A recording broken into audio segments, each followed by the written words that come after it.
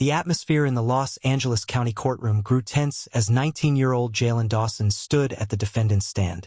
He was charged with grand theft auto and resisting arrest, serious accusations that could ruin any young man's future. Yet Jalen showed no fear. With his hands tucked into his pockets and his chin slightly raised, he stood tall, ready to face the trial. Judge Walter Grayson observed him silently, his fingers tapping lightly on the wooden bench, his gaze filled with mockery. Leaning forward with a smirk, he said, "Do you think you're a legal expert? This isn't a debate club, kid."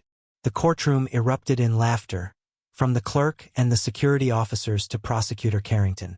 To them, Jalen was just another foolish boy who thought he could defend himself. But Jalen didn't react.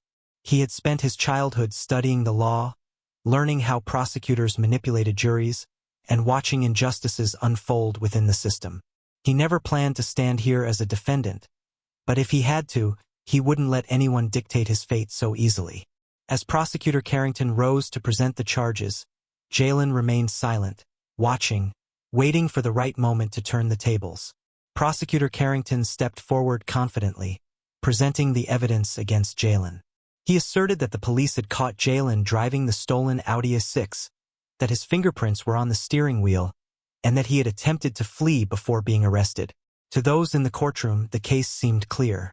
A black teenager accused of car theft, chased down, and arrested, nothing unusual. But Jalen remained unfazed. As the prosecutor finished his argument, Jalen gently placed a hand on the arm of his court-appointed lawyer and whispered something. She hesitated briefly, then quietly took her seat. For a moment, the entire courtroom fell silent. Jalen lifted his head, looked directly at Judge Grayson, and said calmly, "Your Honor, I will represent myself." A ripple of murmurs spread through the room. Grayson raised an eyebrow, mildly intrigued. "You're going to defend yourself? Fine. Show us what you've got." Jalen took a step forward.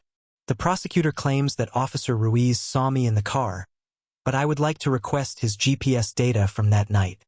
A flicker of hesitation crossed Carrington's face. Jalen continued, his voice slow but confident. "Because I know for a fact that he wasn't at the scene when the chase began." The courtroom erupted in shock.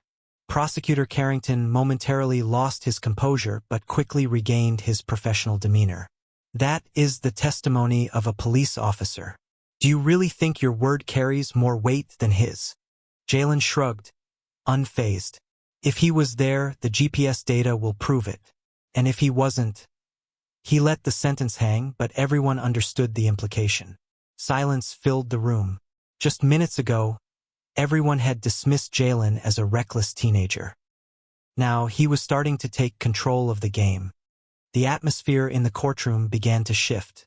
Though Prosecutor Carrington tried to maintain control, Jalen remained steadfast, countering each point with precision. "Let's talk about the fingerprints on the steering wheel." He turned to face the jury, his gaze sharp. "The prosecutor wants you to believe that my fingerprints on the car automatically mean I stole it. But let's think for a moment." He paused briefly, letting his words settle in the minds of those listening. "Imagine you walk into a clothing store, try on a jacket, and then leave. Later, someone steals that jacket. Does that make you a thief just because your fingerprints are on it?" A few jurors glanced at one another, some nodding slightly. The audience murmured among themselves. Jalen continued, "That night, the Audi A6 was left abandoned near a convenience store. I was there with my friends. When I stepped outside, I saw the car unlocked. Out of curiosity, I opened the door and then closed it. That's it. I didn't drive it. I didn't steal it." Prosecutor Carrington tried to regain control. "But you were arrested near the scene of the crime. You were running when the police approached." Jalen turned back, unfazed. "I wasn't running away. I was on my way home after grabbing a late-night snack with friends. I was arrested several blocks away from where the car was left. No one saw me drive it. No camera recorded me inside. They just saw a black teenager near the scene and decided that was enough." The courtroom fell silent. For the first time during the trial, Judge Grayson no longer looked amused. Prosecutor Carrington flipped through his files hastily, But it was too late. Both the jury and the spectators were beginning to realize that this case wasn't as clear-cut as they had assumed. The entire courtroom seemed to hold its breath as Jalen presented his final, decisive piece of evidence. Your Honor, I'd like to submit the official testimony of the car's owner, Mr. Raymond Whitaker. Judge Grayson frowned.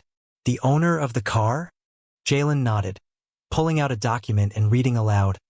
I left my car running when I stepped into the gas station. When I came back out, a young man had jumped in and driven away.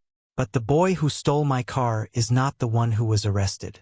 I saw him clearly. He was white. The courtroom erupted in shocked murmurs. Prosecutor Carrington stiffened, clearly aware of this testimony but having deliberately omitted it from the record. Jalen turned to face the jury, his voice sharp yet composed. The police arrested me, even though I didn't match the description given by the only eyewitness. Prosecutor Carrington ignored this crucial piece of information and instead built a case on weak, inconsistent evidence. Why? Because I was a black teenager in the wrong place at the wrong time. And to them, that was enough. No one was laughing anymore. No more smug smiles. No more dismissive glances. Only heavy silence. Carrington scrambled to respond. But the defendant was found near the scene. Jalen didn't let him finish. I was walking home. No one saw me inside the car. No camera recorded me driving it. The only thing against me is assumption and bias. Judge Grayson took a deep breath, studying Jalen before turning to the prosecutor. Does the prosecution have anything further to add? Carrington clenched his files tightly, but he knew he had lost. No, Your Honor. The judge struck his gavel. Case dismissed. The courtroom erupted. Some were in shock, others sighed in relief. Jalen didn't celebrate. He quietly gathered his documents. As he stepped out of the courtroom, the judge's voice called after him. Mr. Dawson, you should consider studying law. Jalen smiled. He didn't need to consider it. He had made up his mind long ago.